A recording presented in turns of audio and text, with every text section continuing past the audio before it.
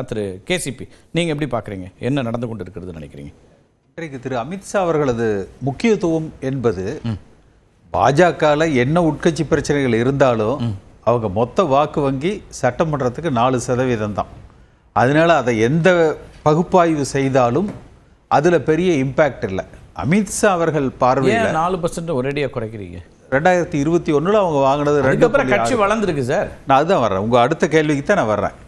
திருநெல்வேலியில் திரு அமித்ஷா அவர்கள் பேசுகிற பொழுது அதிமுகவினுடைய 21%, பாஜகவினுடைய 18-19% சொன்னார். அப்ப அந்த 18% இன்னைக்கு இல்லை.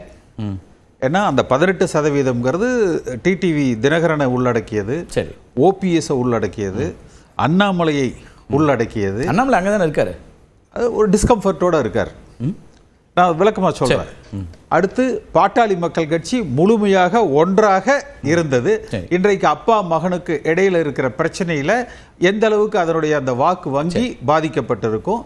தேமுதிகாவது இருந்தது.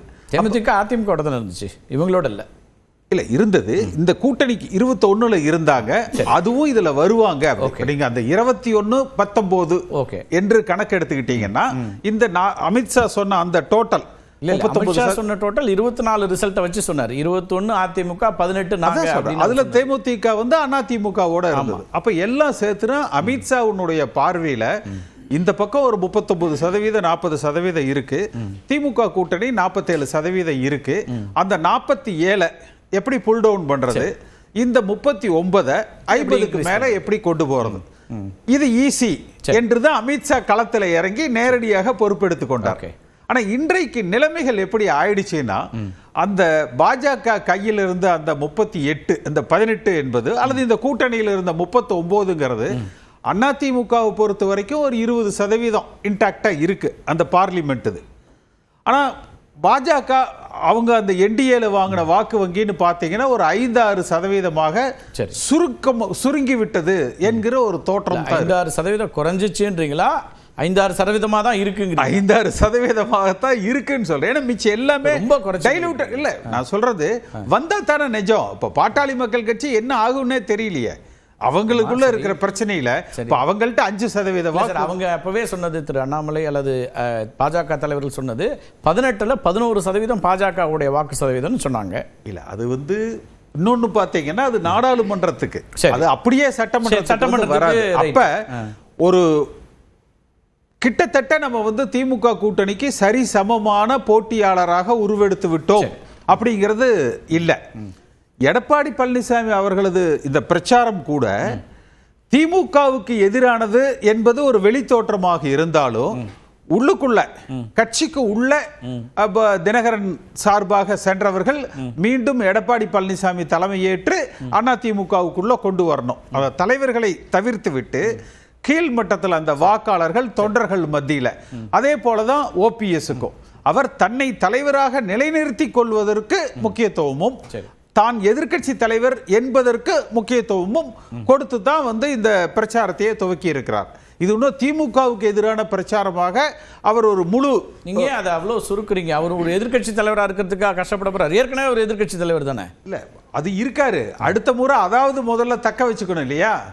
அப்ப இன்றைய தேதிக்கு பார்த்தீங்கன்னா அதிமுகவுக்கோ இந்த பாஜக இந்த கூட்டணிக்கு இருக்கிற மிகப்பெரிய சவாலே, திமுகவுக்கு எந்த அளவுக்கு ஆன்டி இன்கம்பன்சி இருக்குன்னு நினைக்கிறோமோ அதற்கு சரிசமமாக சற்றும் குறையாமல் பாஜகவினுடைய 12 ஆண்டு கால ஆன்டி இன்கம்பன்சிக்கு பதில் சொல்ல வேண்டிய நிலையில், அதை டிஃபெண்ட் பண்ண வேண்டிய நிலையில எடப்பாடி பழனிசாமி இருக்கிறார்.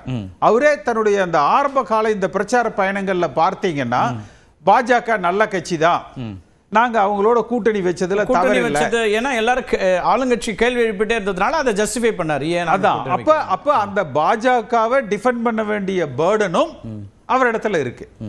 வெளிப்படையாக அண்ணாமலை வந்து இன்னைக்கு கூட்டத்துக்கான காரணம் அமித்ஷா, அதாவது ஒரு அமித்ஷா அவர்கள் நினைச்சது 39% இருக்கு, அந்த பக்கம் 47% இருக்கு, அந்த பக்கம் ஒரு 7-8% அடிச்சு இந்த பக்கம் ஒரு 10% மேல கொண்டு வந்தோம்னா நம்ம வின் பண்ணிடலாம் அதனால அவரோட பர்சனல் ஸ்டேக், அதாவது அமித்ஷா தான் இந்த களத்தை வழிநடத்துகிறார் என்கிற அந்த பர்சனல் ஸ்டேக் எடுத்து அவர் இன்வால்வ் ஆனார்.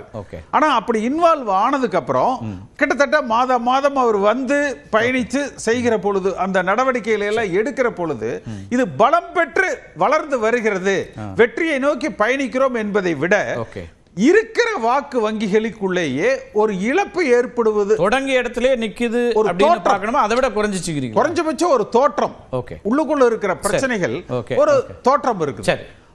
திமுக சைடுல பார்த்தீங்கன்னா ஒரு பெரிய ஆன்டி இன்கம்பன்சி நிறைய இருக்கு. சரி, அந்த கூட்டணிக்குள்ள நிறைய அதிருப்திகள் வந்து இருக்குது. ஆனால் வெளி பார்வைக்கு ஒரு பப்ளிக் பர்செப்ஷன்ஸ்ல அந்த கூட்டணி வந்து ஒரு இன்டாக்டா இருக்கு. அந்த 47% 1-2% போனா கூட ஒரு 45% அல்லது குறைஞ்சது 40% மேல அவர்கள் பெற்று விடுவார்கள் என்கிற அந்த நிலை இருக்கு. மும்முனை போட்டியில 40% ஒரு பக்கம் இன்டாக்டா இருக்கிறது வந்து பெருசு. அப்ப இந்த பக்கம் இருக்கக்கூடிய அந்த வாக்கு வங்கியில ஒன்று கூட்டணி, உங்க அடிப்படையில இந்த கூட்டணியை விரிவாக்கம் செய்யணும்னு அமித்ஷா விரும்பினாரு. ஆனா விரிவடையும் இல்ல, சுருங்குதுங்கிற இடத்துல இருந்து இன்னைக்கு கூட்டத்தை கூட்டியிருக்காரு, ஆலோசனை நடத்துறாருங்க.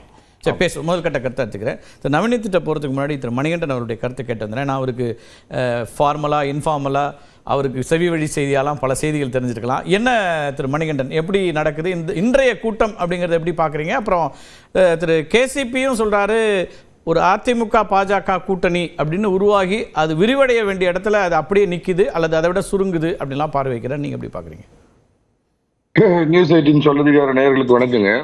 எனக்கு முன்னாடி பேசுன முன்னாள் எம்பி தலைப்பை பத்தி பேசினாரான்னு எனக்கு உண்மையாலுமே புரியல.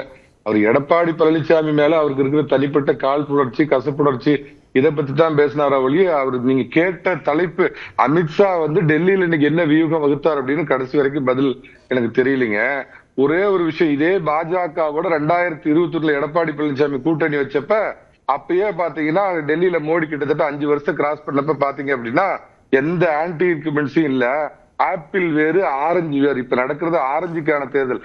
பழனிசாமி வேணுமா ஸ்டாலின் வேணுமா அப்படிங்கிறப்ப அதிமுகவோட வாக்கு வங்கி பாத்தீங்கன்னா இயல்பாவே பாத்தீங்கன்னா ஆன்டி இன்குமென்சினால கூடி இருக்குங்கிறத விட்டுட்டு நான் தலைப்புக்கு நேரடியாக அதுல ஒரே ஒரு கேள்வி மட்டும் வச்சிடறேன், நீங்க தலைப்புக்குள்ள வரலாம். என்னன்னா இப்ப அவர் சொன்னதுல ஒரு கூடுதல் தகவல் இருக்கு. மத்திய அரசாங்கம் 12 ஆண்டுகள் அதனுடைய சுமையை சுமக்க வேண்டியிருக்கின்றார். நான் அதை கூட நீங்க டிஸ்பியூட் பண்ணுங்க.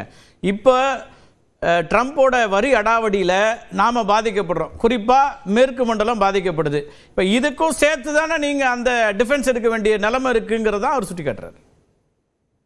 சார், இதே மாதிரி போன பாராளுமன்ற தேர்தலில் ஜிஎஸ்டி பெரிய பிரச்சனையா உருவெடுத்தப்ப குஜராத்ல பல்வேறு, தமிழ்நாட்டை விட்டுருங்க, ஏன்னா இங்க ஒரு ஆன்டி பிஜேபி இது செட் பண்ணி வச்சிருக்காங்க. குஜராத்ல ஜிஎஸ்டினால பாதிக்கப்பட்ட எத்தனையோ பேர் இருந்தப்ப குஜராத்ல அதே பாஜக பெரிய வெற்றி பெற்றுச்சு அப்படின்னு சொல்ற. 2வது 6 மாதம் 7 மாதம் இருக்கிறப்ப அகில உலக அரசியல் சூழலை எப்படி வேணாலும் மாறலாம் அப்படிங்கறது சொல்லிட்டுங்க.